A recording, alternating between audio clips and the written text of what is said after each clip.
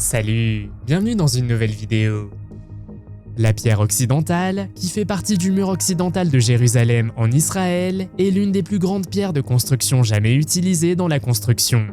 Mesurant environ 13,6 mètres de long et pesant environ 570 tonnes, elle fait partie des pierres les plus lourdes jamais extraites et mises en place.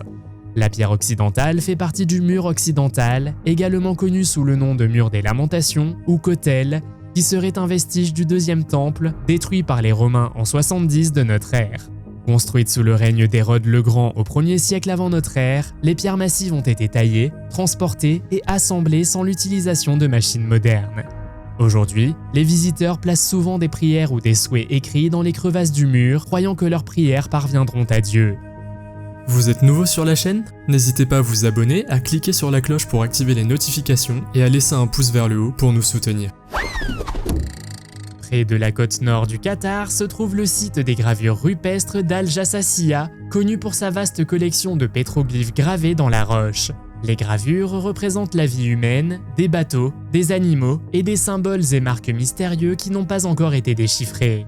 Couvrant une zone d'environ 700 mètres de large, il s'agit de la plus vaste collection de pétroglyphes du Qatar. Le site comprend un total de 874 gravures, dont certaines remonteraient à la période néolithique. Elles se composent principalement de marques de coupe disposées en rangées, de rosaces et de formes en forme d'étoiles, ainsi que de sculptures figuratives. Les pétroglyphes comprennent également des images de bateaux de type boutre, utilisées dans le passé et encore utilisées aujourd'hui. Le but et la signification exacte de ces gravures restent inconnus. Certaines théories suggèrent qu'elles étaient utilisées pour la navigation, les rituels religieux ou comme marqueurs tribaux, mais il n'y a pas de consensus parmi les historiens et les archéologues. Le fait que ces sculptures aient survécu pendant des milliers d'années ajoute à leur mystère. Les gens qui les ont créées et leur mode de vie ont en grande partie disparu de l'histoire. Bracken Cave, située à la périphérie nord de San Antonio aux États-Unis, abriterait la plus grande colonie de chauves-souris au monde. À première vue, vous ne soupçonneriez jamais ce qui se passe à l'intérieur de cette grotte, mais cela peut vous donner des cauchemars, du moins pour certains. En été, plus de 15 millions de chauves-souris mexicaines à queue libre pullulent autour de la grotte. Certains chercheurs affirment qu'il peut y avoir jusqu'à 500 chauves-souris par mètre carré. Même si cela peut paraître effrayant, les chauves-souris ont un côté positif, elles contribuent à manger tous les parasites de la région. Avec une autorisation spéciale, vous pouvez faire un tour pour visiter ces fascinantes chauves-souris. Il n'y a rien de tel que de voir des millions de chauves-souris sortir de l'obscurité de la grotte au coucher du soleil pour aller chasser la nuit. Nous avons ici Homo luzonensis, nos proches parents mais pas nos ancêtres. La découverte de ces humanoïdes a été faite en 2019 dans la grotte de Callao sur l'île de Luzon aux Philippines. 13 os, dont des dents, des os de la main, des os du pied et un os partiel de la cuisse, ont été découverts et attribués à cette nouvelle espèce humanoïde. Les fossiles sont datés d'il y a environ 67 000 ans, ce qui est relativement récent dans le contexte de l'évolution humaine. Homo luzonensis présente des caractéristiques primitives et ces caractéristiques physiques sont un mélange d'anciens ancêtres humains et d'espèces humanoïdes plus récentes. La petite taille des fossiles suggère que cette espèce mesurait peut-être moins de 120 cm de haut. Certains experts suggèrent que des humanoïdes plus primitifs d'Afrique ont migré, donnant naissance à des espèces homo plus petites. Avez-vous déjà imaginé que nos anciens parents pourraient ressembler à ceux-ci? Pouvez-vous imaginer rencontrer une espèce entière comme celle-ci? Luciano Faggiano est un homme qui a acheté un bâtiment à Lecce, en Italie, avec l'intention de le transformer en restaurant. Cependant, l'un des toilettes était cassé, il a décidé de creuser lui-même un trou pour la réparer. Mais ce qu'il a trouvé sous les toilettes, c'est un certain nombre de couloirs. Il a ensuite trouvé des objets vieux de plusieurs milliers d'années. Lecce est connue pour être une ville historique riche en histoire, mais ce que Luciano a trouvé en plus était très spécial. Avec l'aide de ses deux fils, il a commencé une mission de fouille complète. Ils ont fini par découvrir un grenier romain qui servait autrefois à stocker le grain et d'autres marchandises. Mais ils ont également trouvé une chapelle franciscaine avec des milliers d'artefacts et des gravures des Templiers. Dans le récit biblique de David et Goliath, le jeune berger David a vaincu le guerrier géant Goliath à l'aide d'une fronde ainsi que d'une pierre. Il s'agissait d'une arme simple composée d'un morceau de corde ou de cuir avec une poche au centre pour contenir le projectile. En la balançant et en relâchant l'une de ses extrémités, le projectile pouvait être lancé à grande vitesse vers la cible. Et si nous vous disions que cet objet biblique a peut-être été retrouvé? Une ancienne fronde grecque datant de 2200 ans a été découverte près de la ville de Yavne en Israël. Elle mesurait 4,4 cm de long et portait une inscription grecque que l'on peut traduire par « Victoire d'Héraclès et d'Oron ». La présence de cette inscription a donné lieu à des spéculations selon lesquelles l'arme aurait pu être utilisée comme une forme de guerre psychologique contre des ennemis. Il s'agissait de projectiles spécialement conçus pour améliorer leur précision et leur efficacité. Souvent en pierre ou en plomb, ils portaient le nom du commandement, des insultes à l'ennemi ou des mots d'encouragement. L'aiguille de Cléopâtre est un ancien obélisque égyptien qui a été offert au gouvernement britannique par le souverain égyptien de l'époque, Muhammad Ali Pacha, en 1819. L'obélisque a été transporté à Londres et érigé sur les rives de la Tamise en 1878, où il se trouve encore aujourd'hui. Une capsule temporelle a ensuite été placée dans son piédestal. La capsule était en plomb et contenait des objets destinés à donner un aperçu de l'époque à laquelle l'obélisque a été érigé, ainsi que de la culture et de la société de cette époque. Parmi les objets contenus dans la capsule temporelle figurait un ensemble de 12 photographies des plus belles femmes de l'époque, une boîte d'épingles à cheveux, une boîte de cigares, un ensemble de pois impériaux, un biberon pour bébé, un ensemble complet de pièces de monnaie britannique contemporaine et un guide des chemins de fer. Elle devait être ouverte en 1978, 100 ans après avoir été placée sur le piédestal de l'aiguille de Cléopâtre. En raison de préoccupations concernant la sécurité de l'obélisque, elle a été ouverte en 2018. Au cours de l'été 1998, un ancien cercle de bois datant de plus de 4000 ans, au début de l'âge du bronze, a été découvert sur Home Beach, sur la côte nord du Norfolk. Ce cercle, connu sous le nom de Sea Henge, était à l'origine situé dans un marais salant à l'écart de la mer. Il a été construit avec du bois qui aurait été abattu au printemps 2049 avant notre ère. Sea Henge était stratégiquement situé dans une zone protégée par des dunes de sable et des vasières. Au fil du temps, une couche de gazon a recouvert la zone marécageuse, préservant ainsi le cercle de bois de la pourriture. Le cercle avait un diamètre de 6,6 mètres et se composait de 55 poteaux en chêne parfaitement ajustés, certains mesurant jusqu'à 3 mètres de haut. On pense que le cercle a été construit par des habitants de petites communautés agricoles qui vivaient dans des maisons rondes faites d'acacia et de torchis. Le cercle de bois comprenait 55 rondins de chêne fendus soigneusement disposés dans une formation circulaire mesurant environ 7 mètres sur 6. Les bûches étaient fendues verticalement et placées avec le côté arrondi, orné d'écorce, tourné vers l'extérieur, tandis que le côté plat était tourné vers l'intérieur, à l'exception d'une bûche placée dans la direction opposée. Il n'y avait qu'une seule entrée dans le cercle, avec un passage étroit en forme de fourche en Y. Devant cette ouverture se trouvait une autre bûche, obstruant intentionnellement la vue directe. L'obélisque inachevé d'Assouan, en Égypte, est le plus grand obélisque antique connu, même s'il n'a jamais été terminé. Situé dans une ancienne carrière de granit au sud d'Assouan, il est resté dans son emplacement d'origine, entouré de vestiges d'autres activités d'extraction. L'obélisque a été taillé dans du granit rose d'Assouan, un matériau très résistant prisé par les anciens Égyptiens. S'il avait été terminé, l'obélisque aurait atteint environ 42 mètres de haut et pesé environ 1200 tonnes. Les travaux sur l'obélisque ont été abandonnés en raison d'une fissure dans le granit qui a provoqué un défaut structurel.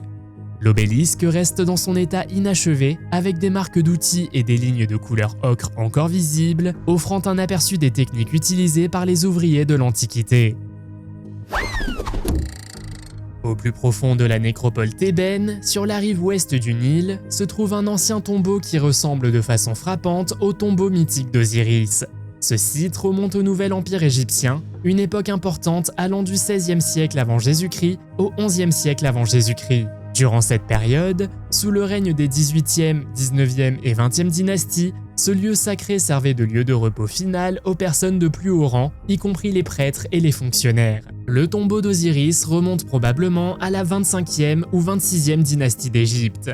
Selon la mythologie égyptienne antique, Osiris s'est noyé dans le Nil. Dans certaines versions du mythe, il a été démembré en 14 morceaux par son frère Seth, le dieu des tempêtes, du chaos, de la violence et des étrangers. En 12 jours, son corps a été restauré et il a été amené à son lieu de repos final dans le tombeau où il a été brièvement ressuscité. Ce complexe funéraire, qui présente une image d'Osiris et d'autres chambres, donne vie à l'une des plus anciennes légendes d'Égypte. The Catskills Crown fait référence à un mystérieux artefact découvert par 2 randonneurs dans les montagnes Catskills à New York. Cet artefact, une statue sculptée à la main avec 6 clous rouillés dans les yeux et une corde autour du cou, a été trouvé dans une petite grotte. Malgré quelques hésitations, les randonneurs ont décidé d'emporter la statue avec eux. Il a ensuite attiré l'attention du public après avoir été acheté par Greg et Dana Newkirk, des chercheurs paranormaux qui l'ont inclus dans leur musée itinérant du paranormal et de l'occulte. Les Newkirk ont signalé plusieurs incidents surnaturels associés à l'artefact, ce qui l'a amené à être connu comme un objet potentiellement possédé. Ces incidents ont donné lieu à des investigations plus approfondies sur l'origine de la statue et la nature des phénomènes qui l'entourent. Homo habilis a été découvert pour la première fois en 1960 par Mary et Louis Leakey dans les gorges d'Olduvai en Tanzanie. Les Leakey ont trouvé des outils en pierre associés aux fossiles, ce qui les a amenés à désigner cette espèce comme le premier ancêtre humain à utiliser des outils. Homo habilis, qui signifie homme à tout faire ou homme habile, est une des premières espèces humanoïdes qui vivaient il y a environ 2 à 1,4 million d'années. Ils avaient un volume cérébral plus grand que celui des humanoïdes précédents, avec un volume cérébral moyen d'environ 650 cm3. Leur visage était moins saillant et leurs dents étaient plus petites que celles des humanoïdes antérieurs comme l'Australopithèque dont nous parlerons plus tard. Homo habilis est également connu pour son association avec des outils en pierre. Des outils en pierre ont été découverts dans les gorges d'Olduvai et sur d'autres sites. Cela suggère que cette espèce était capable de fabriquer et d'utiliser de simples outils en pierre pour diverses tâches, telles que couper et transformer la viande.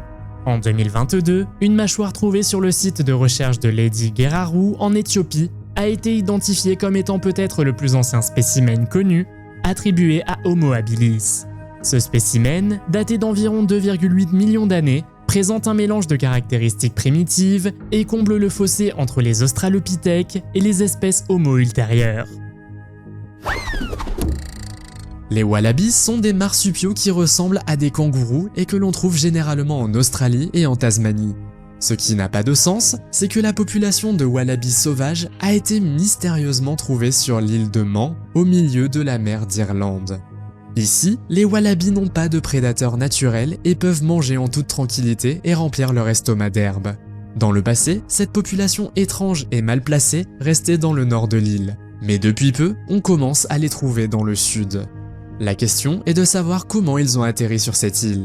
Une théorie populaire accuse la fuite d'un couple de wallabies d'un parc animalier voisin dans les années 1970. Une autre théorie dit que quelqu'un a mis 2 wallabies sur l'île. L'Argo est un navire légendaire de la mythologie grecque qui a joué un rôle important dans l'histoire de Jason et des Argonautes. Il porte le nom de son constructeur, Argus. L'histoire de l'Argo tourne autour de Jason, un héros chargé de récupérer la toison d'or dans le lointain pays de Colchide.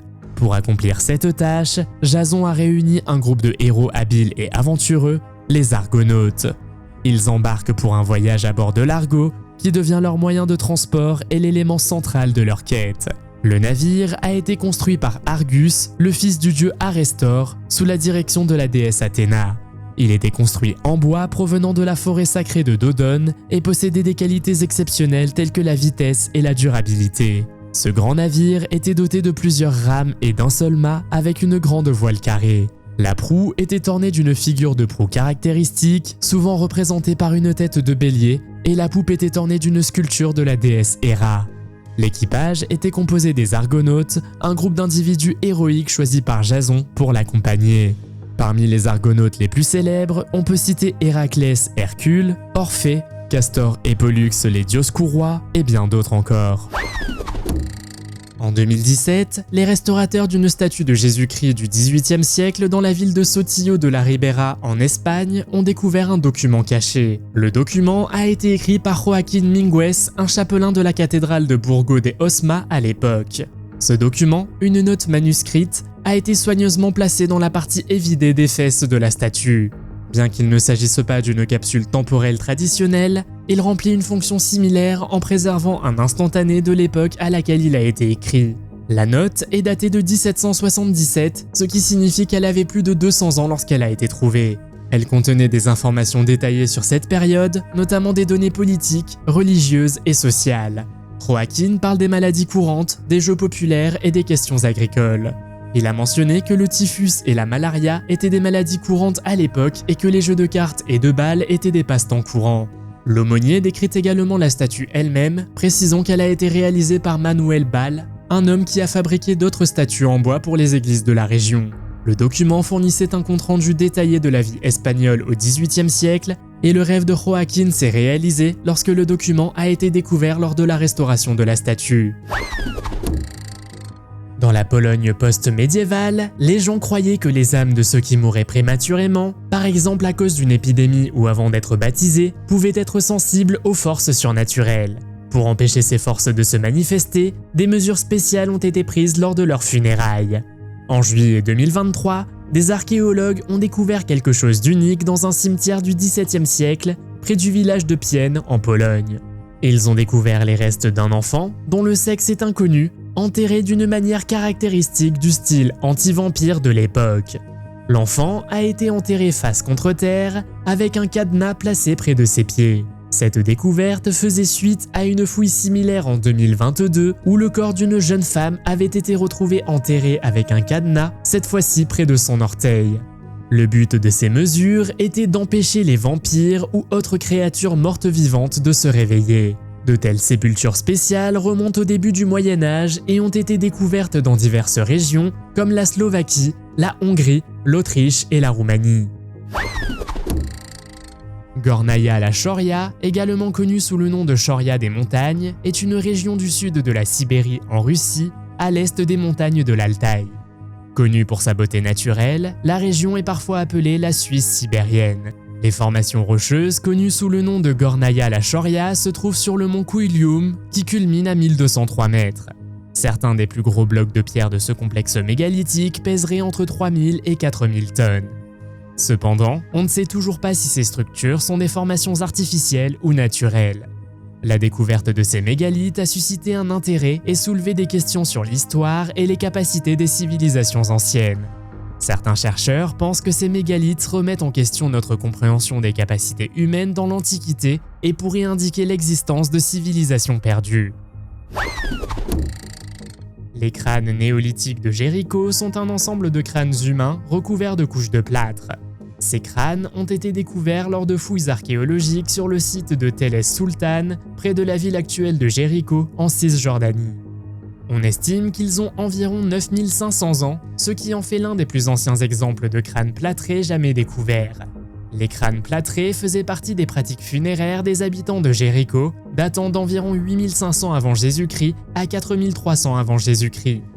Les crânes étaient soigneusement préparés, avec des couches de plâtre appliquées dessus et parfois décorés de coquillages insérés dans les orbites.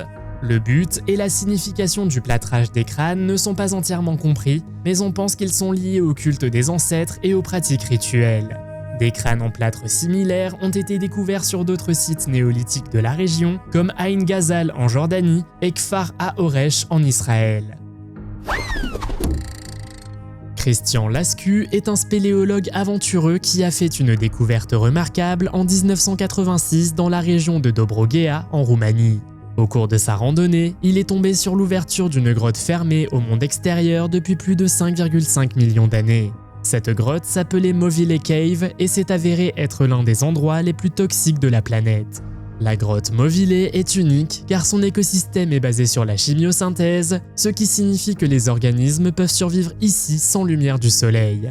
Cette grotte mystérieuse a même créé son propre écosystème unique où les scientifiques ont découvert jusqu'à 57 espèces différentes, dont des mille-pattes.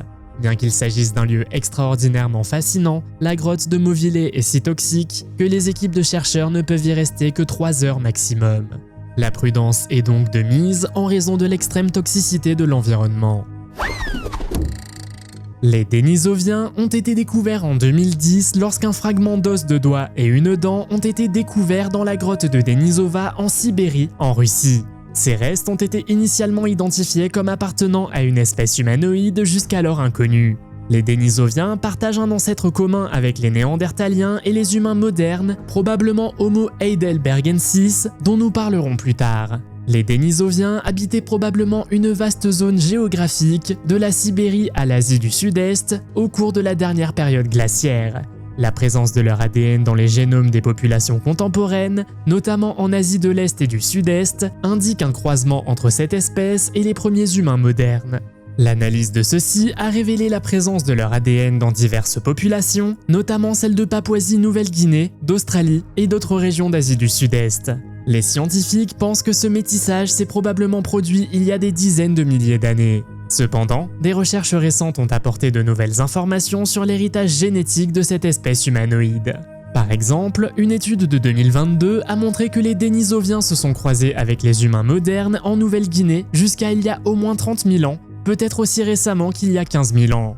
Cela suggère qu'ils étaient la dernière espèce humanoïde connue, à part Homo sapiens, à habiter la Terre. Un coffre-fort mystérieux trouvé au milieu d'un champ vide à la campagne semble être une bonne façon de commencer un film d'horreur. Les habitants de Barre, une petite ville du nord de l'État de New York, ont été stupéfaits par l'étrange apparition d'un coffre-fort dans le champ de la ferme de Kirk Matt. Mais le coffre était accompagné d'une note qui disait que celui qui parvenait à l'ouvrir pouvait garder son contenu. Comme vous pouvez l'imaginer, de nombreuses personnes ont voulu essayer d'ouvrir le coffre. Tout a été essayé, depuis le démontage du cadran et de la poignée jusqu'au coup de masse. Mais jusqu'à présent, personne n'a réussi à ouvrir le coffre. Le propriétaire du coffre s'est avéré être Kirk Matt lui-même, et lorsqu'il a vu que des gens avaient découvert le coffre, il a décidé de le cacher à nouveau. Après tout, dit-il, un mystère est plus amusant que de savoir ce qu'il y a dedans. Que pensez-vous qu'il y ait dans ce coffre? Dites-le moi dans les commentaires. Le livre de Thoth est un livre mythique censé contenir des connaissances et des secrets profonds des anciens Égyptiens. Son origine est entourée de mystères. On pense qu'il a été écrit par Thoth lui-même, l'ancien dieu égyptien de la sagesse et de la magie, considéré comme l'inventeur de l'écriture. Le livre serait en or et gravé de hiéroglyphes sacrés. Il contiendrait des connaissances sur divers sujets tels que la magie, l'astrologie, la médecine, la cosmologie et la nature des dieux. Il est souvent décrit comme une source de sorts, d'incantations et de rituels puissants qui confèrent au lecteur d'immenses pouvoirs et une grande perspicacité. Il est également considéré comme le dépositaire de vérités cachées et de connaissances sur les mystères de l'univers. Ce livre est mentionné dans la mythologie égyptienne dans divers contextes. Il aurait joué un rôle dans la création du monde et dans le jugement des âmes dans l'au-delà. Selon la légende, Thoth utilisa les connaissances du livre afin de restaurer l'œil d'Horus et vaincre son adversaire, le serpent Apep. La capsule MLK est une capsule temporelle qui a été enterrée au monument Martin Luther King Jr. à Washington DC le 19 octobre 2011 dans le cadre d'une cérémonie d'inauguration du monument. La capsule contient notamment des lettres de leaders des droits civiques, une médaille commémorant la marche sur Washington en 1963 et un exemplaire du New York Times datant du jour où MLK a été assassiné. Parmi les objets les plus remarquables de la capsule figure une copie du discours I Have a Dream de MLK et une lettre de l'ancien président Barack Obama et de la première dame Michelle Obama qui souligne l'importance de l'héritage de MLK et de la lutte continue pour la justice sociale. Toutefois, la capsule MLK n'est pas la première capsule temporelle associée à lui. En 1985, une capsule contenant des effets personnels de MLK a été enterrée à Atlanta, où elle restera jusqu'en 2025. La capsule MLK, quant à elle, a été enterrée sous une dalle de granit sur le site du monument et sera ouverte en 2076. Le long des côtes bretonnes se trouvent les pierres de Carnac, une collection de plus de 3000 menhirs préhistoriques minutieusement alignés, plus anciens que le célèbre Stonehenge. Ces pierres, qui ressemblent à celles de la bande dessinée Astérix avec Obélix, forment la plus grande collection au monde de pierres levées fabriquées par l'homme et sont âgées d'environ 1000 ans. Comme Stonehenge, la raison et la signification des pierres de Carnac, ainsi que l'identité de ceux qui les ont placées, restent entourées de mystères. La datation au radiocarbone indique qu'ils ont été érigés il y a environ 6000 ans par une communauté néolithique. Des petites pierres mesurant 0,5 mètres à l'impressionnant géant de Magno mesurant 6 mètres de haut, ces pierres pèsent en moyenne entre 5 et 10 tonnes. Leur placement intelligent crée une division distincte entre la terre et la mer, indiquant une intention délibérée. Avec tant de spéculations sur la fonction des pierres, il n'est pas étonnant que des mythes et des légendes aient émergé pour expliquer ce manque de compréhension. Des histoires de créatures mythiques comme les Korrigan, des êtres aux allures de gobelins circulent, ainsi que des histoires de soldats de pierre qui se rendent à un ruisseau la veille de Noël pour étancher leur soif et écraser accidentellement des passants malchanceux. Sacsayhuaman est une ancienne forteresse inca située à l'extrémité nord de Cusco, au Pérou. Elle a été construite au XVe siècle par les Incas, notamment sous Sapa Inca Pachacuti et ses successeurs, à l'apogée de la civilisation Inca. L'une des caractéristiques les plus remarquables de Sacsayhuaman est la taille et le poids des pierres utilisées dans sa construction. Certaines pierres pèsent entre 100 et 200 tonnes. La forteresse a été construite avec des murs en pierre sèche, composés d'énormes pierres soigneusement taillées pour s'emboîter parfaitement. Ces pierres ont été transportées depuis une carrière située à environ 35 km. Au fil du temps, une grande partie de Sacsayhuaman a été détruite par les forces espagnoles et ces pierres ont été réutilisées pour la construction de bâtiments espagnols à Cusco. Cependant, les murs inférieurs, faits de pierres massives, étaient trop grands pour être déplacés et sont restés intacts à ce jour. Le puits de Barout, également connu sous le nom de puits de l'enfer, est un gouffre situé dans le désert de la province d'Al-Mara, dans l'est du Yémen. L'ouverture au sommet du puits de Barout mesure environ 30 mètres de large, tandis que le fond s'élargit jusqu'à environ 120 mètres. Le gouffre lui-même est estimé à une profondeur comprise entre 100 et 250 mètres, bien que personne n'ait encore atteint le fond. Une croyance commune veut que le puits ait été créé pour emprisonner les djinns, des esprits de la mythologie arabe qui peuvent changer de forme. Certaines légendes suggèrent même que les djinns ont été forcés de creuser le puits et sont maintenant piégés à l'intérieur. Le puits est également associé à des histoires surnaturelles et serait l'endroit le plus détesté de la Terre par Dieu. Les visiteurs qui se sont approchés ou sont descendus dans le puits de Barout ont signalé une odeur nauséabonde et presque insupportable. Il existe peu d'histoires effrayantes de l'histoire américaine aussi connue et étrange que l'histoire de Bell Witch Cave. Cette grotte est située à Adams, dans le Tennessee, aux États-Unis, et s'étend sur une longueur de 150 mètres.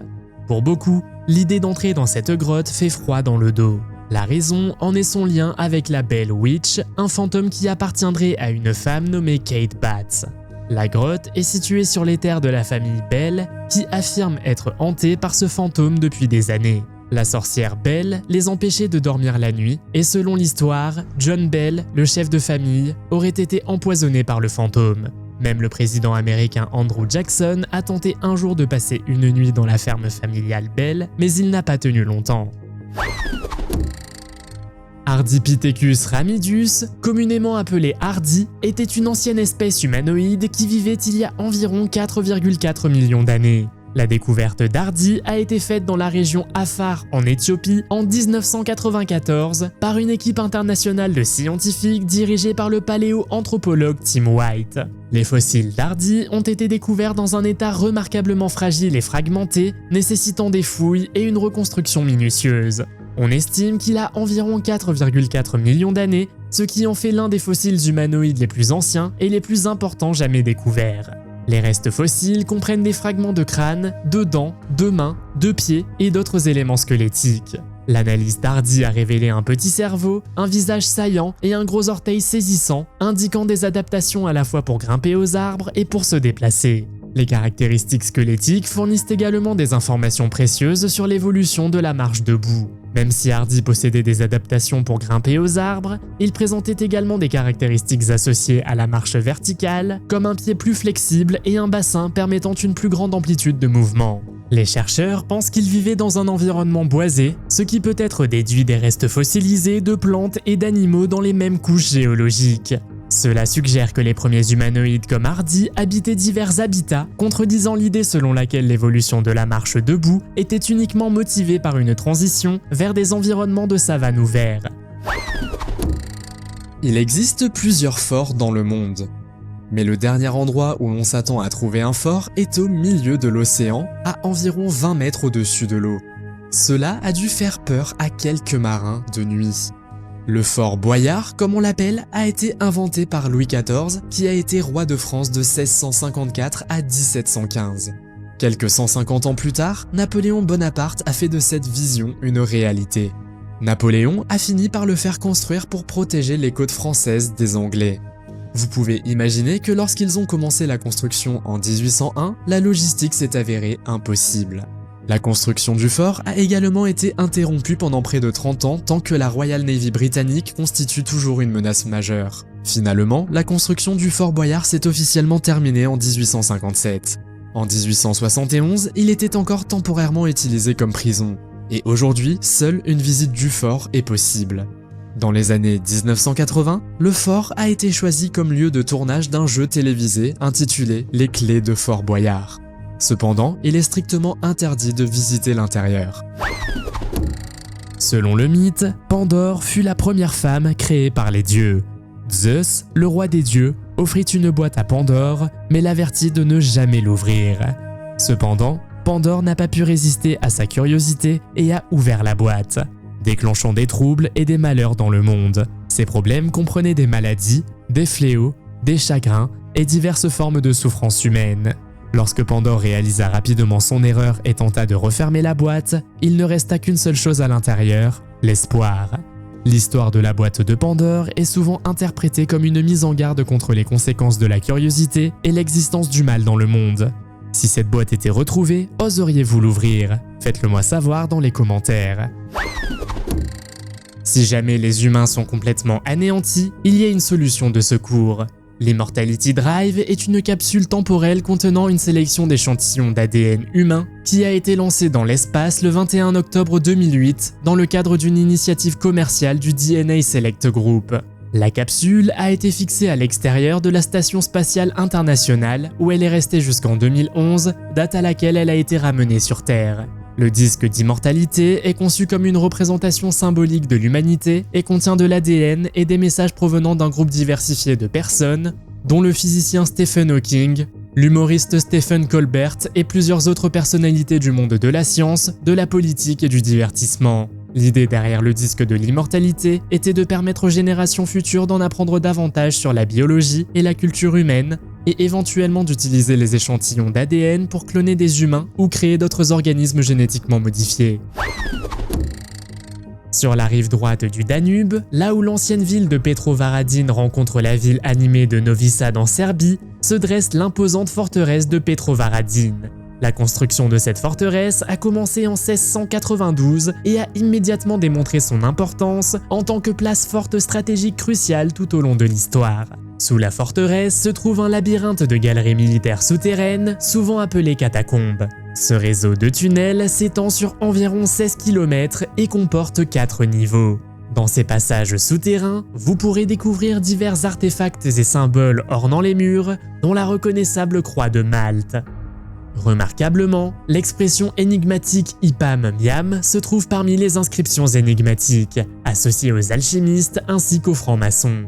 Chaque niveau des catacombes a une couleur différente, le quatrième et le plus profond étant connu sous le nom de niveau noir. Ici se trouve le célèbre puits de l'empereur, dont la légende raconte que le roi autrichien Joseph en a bu. Les tunnels de la forteresse ont engendré diverses légendes, dont une histoire intrigante sur un trésor caché. Selon le folklore, le trésor impérial autrichien était caché dans la forteresse, protégé des menaces potentielles d'attaque de Napoléon sur Vienne. La pierre du poulpe, également connue sous le nom de Taikoishi ou pierre du tambour, est une pierre massive située au château d'Osaka, au Japon. C'est l'un des plus grands mégalithes du château, à la fois en taille et en poids. Mesurant environ 5,5 mètres sur 11,7 mètres et pesant 130 tonnes, la pierre doit son nom à la forme de pieuvre visible dans son coin inférieur gauche. Le château d'Osaka a été construit à la fin du XVIe siècle par Toyotomi Hideyoshi, un éminent daimyo japonais. Les murs de pierre du château ont été construits avec d'énormes pierres comme la pierre du poulpe, qui ont été transportées depuis diverses régions du Japon.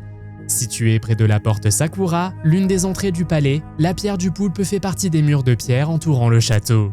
Cependant, le transport de cette lourde pierre reste un mystère, même avec la technologie de construction avancée des architectes japonais du XVIIe siècle. En 2003, des archéologues ont découvert le tombeau depuis longtemps perdu du roi Gilgamesh, le personnage central du plus ancien livre connu de l'histoire, l'épopée de Gilgamesh. Ce poème épique a été écrit en hommage à la vie et au règne du légendaire souverain de l'ancienne cité d'Uruk. Le tombeau, décrit dans l'épopée comme le lieu de repos final de Gilgamesh, a été découvert sous les eaux de l'Euphrate. Selon les tablettes d'argile gravées qui formaient le livre, le tombeau a été construit lorsque le puissant fleuve s'est divisé après la mort de Gilgamesh. Ces tablettes, qui constituent le texte ancien, ont fourni des descriptions vivantes de l'enterrement du souverain sous l'Euphrate. Lorsque le tombeau de Gilgamesh a été découvert, les autorités ont demandé des documents concernant l'emplacement de son corps et la présence des Néphilims enterrés. Comme si cela n'était pas assez étrange, des images réelles de l'entrée du tombeau ont montré le corps de Gilgamesh semblant presque intact par le temps, sa barbe est même restée intacte. Pourrait-il vraiment être immortel? Et comment son corps a-t-il pu rester si bien conservé? Qu'en pensez-vous? Un Tommyknocker est une créature de la mythologie celtique ressemblant à un gnome. Selon la légende, il s'agirait de l'esprit d'un mineur décédé de Cornwall en Angleterre. Ces êtres conduiraient les personnes perdues dans les grottes à leur disparition. Au fil des années, de nombreux rapports font état de rencontres avec des Tommyknockers et parfois, ils émettaient également d'étranges bruits de frappe. On pense que ces bruits de cognement pourraient avertir d'un danger d'effondrement d'une grotte. D'autres suggèrent que les Tommyknockers voleraient les lumières, la nourriture et les outils des mineurs. En 1990, un guide local affirmait avoir été harcelé par un Tommyknocker dans la grotte, faisant trébucher les gens. Homo naledi est une ancienne espèce humanoïde découverte en 2013 dans un système de grottes en Afrique du Sud par une équipe de scientifiques dirigée par le paléo-anthropologue Lee Berger. Des fossiles ont été découverts dans une chambre isolée du système de grottes appelé Rising Star, accessible uniquement par un passage étroit. Le système de grottes a livré un nombre étonnant de fossiles d'Homo naledi. Jusqu'à présent, plus de 1550 éléments fossiles ont été découverts, représentant au moins 15 individus d'âges différents et de deux sexes. Leur âge est estimé entre 335 000 et 236 000 ans, ce qui les situe au Pléistocène moyen. Homo naledi possède un petit crâne ressemblant à celui d'un singe, mais ses mains et ses pieds présentent des traits humains. L'un des aspects les plus remarquables de cette découverte est la suggestion d'une élimination délibérée du corps. La présence d'autant d'individus dans une chambre isolée, inaccessible aux autres animaux, suggère la possibilité de pratiques funéraires intentionnelles. Cependant, cela a laissé aux scientifiques plus de questions que de réponses. Ils pensaient que la réponse pourrait résider dans leurs dents, qui diffèrent considérablement de celles des autres espèces d'Homo vivant à la même époque. Mais pourquoi Homo naledi était-il différent et pourquoi son environnement a-t-il fortement influencé sa biologie? Quand vous voyez ce rocher pour la première fois, que pensez-vous? Pour la plupart des gens, il leur rappelle une gaufre, d'où son nom de Waffle Rock. Vous pouvez trouver cette roche près du lac Jennings-Randolph dans le comté de Mineral en Virginie occidentale aux États-Unis. La roche présente un motif géométrique qui s'étend en ligne presque droite sur sa surface. On pense qu'elle fait partie d'une formation plus importante qui s'est séparée il y a quelques centaines de millions d'années et qui se trouve au fond du lac dans la ville de Shaw. Mais comment cette roche est-elle arrivée à cet endroit? Les théories varient. Certains prétendent qu'elle a été apportée sur Terre par des extraterrestres, ou qu'elle fait partie d'un vaisseau spatial extraterrestre. D'autres affirment que la roche est le résultat de l'érosion et que la nature l'a formée ainsi au cours de centaines de millions d'années. Quelle théorie croyez-vous? La main de gloire est un objet fascinant issu du folklore et des traditions occultes. Il s'agirait de la main coupée d'un criminel, conservée et utilisée à des fins magiques. Selon la légende, cette main possède des pouvoirs mystiques qui rendent invisibles ceux qui la possèdent. On dit que la main ne peut être activée qu'en utilisant des incantations spécifiques ou en allumant des bougies fabriquées à partir de la graisse du criminel. La main a une longue histoire et apparaît dans divers folklores européens et pratiques occultes. Elle était considérée comme un outil puissant pour les voleurs, leur permettant de commettre des crimes sans se faire remarquer. La main était souvent exposée dans les maisons ou les institutions en tant qu'amulette protectrice, éloignant les mauvais esprits ou empêchant les cambriolages. Outre ses propriétés d'invisibilité, la main était également associée à la divination. On pensait que la main pouvait révéler des trésors cachés ou donner des indications sur l'avenir lorsqu'elle était utilisée en conjonction avec d'autres rituels magiques. Bien que l'origine et l'authenticité de ces objets ne soient pas claires, il existe des documents historiques attestant de l'achat et de la vente de tels objets. Cette capsule temporelle a été découverte à Atribis, une ancienne ville du nord de l'Égypte, et on pense qu'elle a été enterrée sous le règne du roi Psamtik Ier au 7e siècle avant Jésus-Christ. Cela signifie qu'elle a été enterrée il y a près de 2500 ans. La capsule temporelle est faite de pierre et est ornée de hiéroglyphes et d'autres symboles. À l'intérieur de la capsule, les archéologues ont trouvé une collection de notes écrites sur des morceaux d'ostraka. Les ostraka étaient de petits morceaux de poterie ou de pierre calcaire utilisés comme support d'écriture dans l'Égypte ancienne. On pense que les notes ont été écrites par des citoyens de la ville et qu'elles contiennent diverses informations telles que des enregistrements de transactions financières, des lettres personnelles et d'autres documents écrits. Les langues utilisées sont le démotique, le grec, le hiératique, le hiéroglyphe et l'arabe. Certaines tablettes contiennent des exercices de grammaire et des problèmes d'arithmétique. La découverte de la capsule temporelle est d'une grande importance car elle donne un nouvel aperçu de la vie quotidienne et des activités des citoyens sous le règne du roi Psamtik Ier. Au total, 18 000 tablettes d'informations ont été trouvées qui renferment toute une mine de connaissances. À Germering, une ville de Bavière en Allemagne, des archéologues ont découvert un ancien puits à souhait vieux de plus de 3000 ans. Ce puits était rempli de trésors soigneusement laissés par les hommes de l'âge du bronze à des fins rituelles. Situé juste à l'ouest de Munich, cet ancien puits a révélé un trésor de surprise, notamment des céramiques magnifiquement travaillées, des bijoux exquis et divers autres artefacts. L'une des découvertes les plus frappantes a été une collection de 26 épingles à vêtements en bronze, chacune méticuleusement fabriquée et illustrant le savoir-faire de l'époque. De plus de 70 pièces de poterie ont été trouvées, telles que de magnifiques bols, tasses et pots. L'équipe de fouilles a également découvert un bracelet, 2 spirales métalliques, 4 perles d'ambre, une cuillère en bois et des restes de diverses matières végétales. Le puits mesurait à l'origine environ 5 mètres de profondeur, ce qui suggère qu'il a été creusé à une époque où les niveaux des eaux souterraines étaient plus bas. Les archéologues pensent que la communauté locale a peut-être été confrontée à de mauvais résultats de récolte et à une sécheresse persistante. Pour faire face à ces défis, ils ont décidé de placer leurs biens les plus précieux dans le puits, dans l'espoir de temps meilleurs à l'avenir. Quel pays du Moyen-Orient aimeriez-vous visiter? Faites-le moi savoir dans les commentaires. Si vous avez aimé cette vidéo, mettez un pouce en l'air. Si vous voulez voir d'autres vidéos que nous avons réalisées, cliquez sur l'une d'entre elles à l'écran ou jetez un coup d'œil à la chaîne. Merci d'avoir regardé et à la prochaine.